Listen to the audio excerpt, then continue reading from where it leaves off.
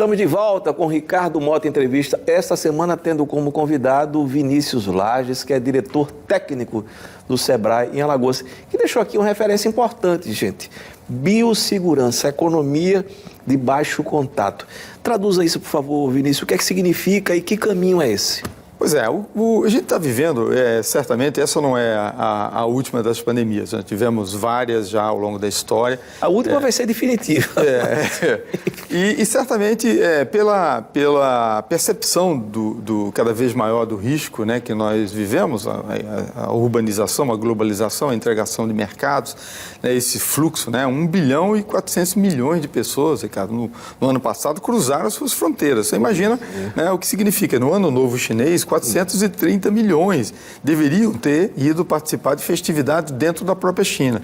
Então, o mundo vem viajando dentro dos seus próprios países e entre as fronteiras, né? Ultrapassando as fronteiras. Então, é um processo acelerado. Também, por outro lado, várias das transformações no meio ambiente, na forma como a gente vive, tornou o ser humano muito mais vulnerável, né? É a primeira grande pandemia da globalização. Absolutamente, né? Absolutamente. Então, assim, era previsível, estava sinalizado, é um cisne negro. Óbvio que já estava sinalizado que tinha algo para acontecer, como tem outros, né? São milhares de vírus que estão por aí prontos para poder oportunisticamente aí nos afetar. Tem alguns mais graves que felizmente não chegam, né? Por aqui a história do ebola é complicada, mas ela está muito restrita a uma área geográfica. Exatamente. Mas o que essa pandemia traz como um caráter mais permanente da preocupação para os negócios, para a sociedade, para as políticas públicas, é a questão da biossegurança. Não dá mais para nós contarmos com a sorte, né, Ricardo?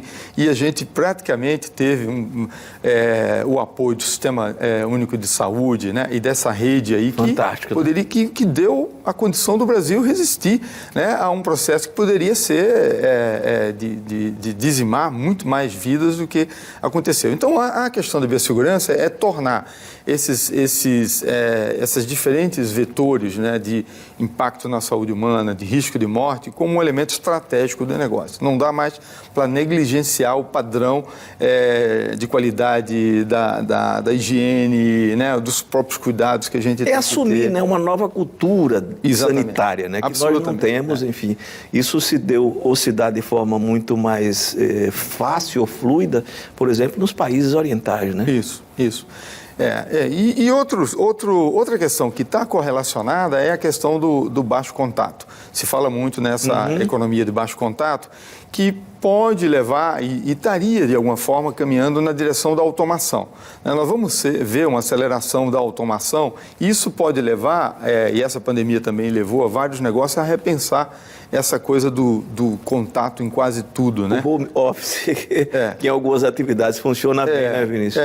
E mesmo durante um processo no processamento de alimentos, na interação com o cliente, tocar demais no elevador, no cartão de crédito e tal, nós vamos ver vários desses processos serem automatizados para o não contato, né?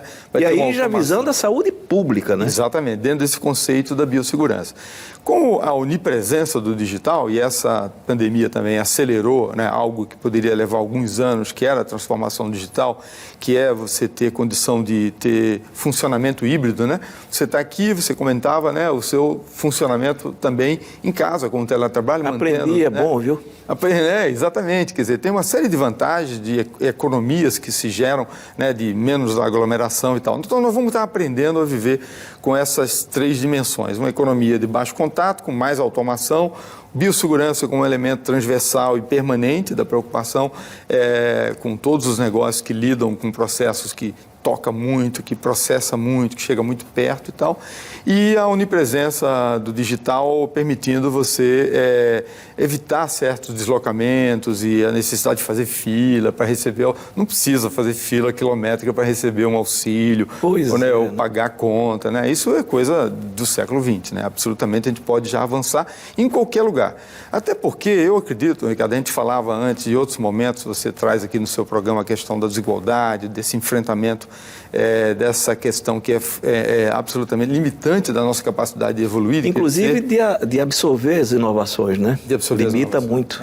E o risco é que, se nós não cuidarmos de fazermos esse enfrentamento da desigualdade, aproveitando a inclusão digital, habilitando o cidadão para ter uma relação com o Estado, com os serviços, né, de uma forma geral, com o próprio processo de aprendizagem, de entretenimento, nós vamos estar criando, nas próximas décadas, uma diferenciação ainda mais profunda do que essa do ter coisas. Ter coisas já não é mais o grande motivador das pessoas. Hoje é ter acesso a entretenimento, a educação. Veja só, o Montaigne falava isso no século XVI. A questão não é ter, usufruir disso. Né? Exatamente. E usufruir significa hoje também, mais do que, enfim, a tecnofilia. Eu não sou tecnófilo, mas acho que a tecnologia é boa e ela possibilita que você usufrua. Claro, e pode incluir, né? O que é beleza, a gente tem visto em vários países, e aqui no Brasil, exemplos de como o digital pode ser o atalho para incluir muita gente que não teria, de outra forma,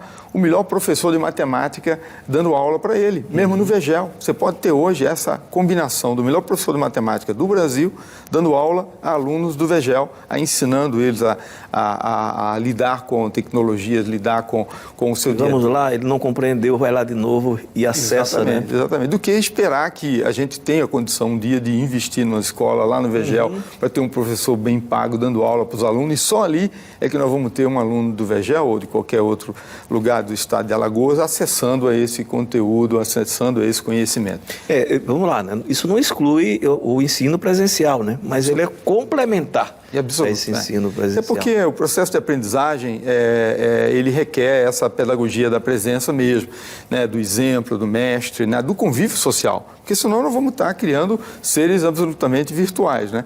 E nós vamos ter, se tem algo, né? E o Harari coloca isso, se tem algo que nos dá a chance de vencer das máquinas, é sermos mais e melhores humanos. É a história da consciência, que ele diz que é o grande, né? É o último reduto humano, né? Exatamente. É a consciência. O Harari a que ele se refere, Yuval Noah Harari, que é um israelense, historiador fantástico, um sujeito absolutamente antenado com os novos tempos e nos ensinando também o que o passado nos trouxe, né? Exatamente. Vinícius, eu vou fazer uma provocação, vou deixar aqui para o próximo bloco, que é a história do papel do Sebrae.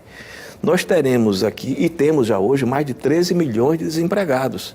Em que ponto o Sebrae se insere para atenuar essa dor? Daqui a pouquinho, depois do intervalo comercial.